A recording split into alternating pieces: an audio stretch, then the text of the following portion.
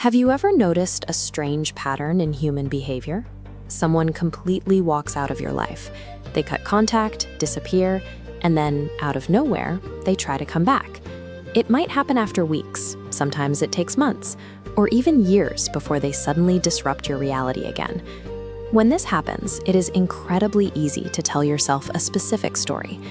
You want to believe they finally realized your worth.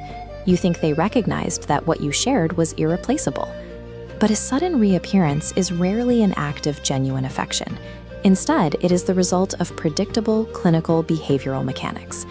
To understand why they return, we have to look at the mechanics of availability. When you are always there for someone, your uninterrupted presence feels normal to them. That constant availability actually masks your value. But the exact moment that constant presence is removed, a psychological vacuum opens up. They finally notice the empty space you used to fill. Recognizing that vacuum is your first step. It allows you to see past the romanticized idea of a second chance and examine the actual forces pulling them back. The first psychological force driving their return is the scarcity effect. This graph demonstrates a basic economic reality governing human behavior. As availability drops to zero, perceived value spikes.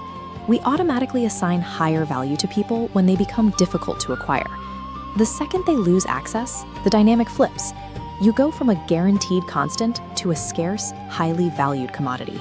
Reaching out under these conditions is just a reflexive reaction to artificial scarcity. It has nothing to do with a sudden rediscovery of who you are.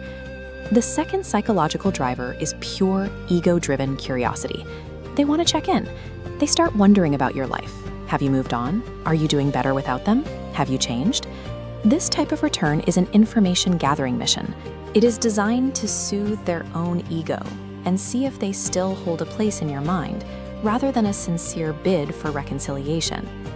The third and most common driver is an addiction to validation.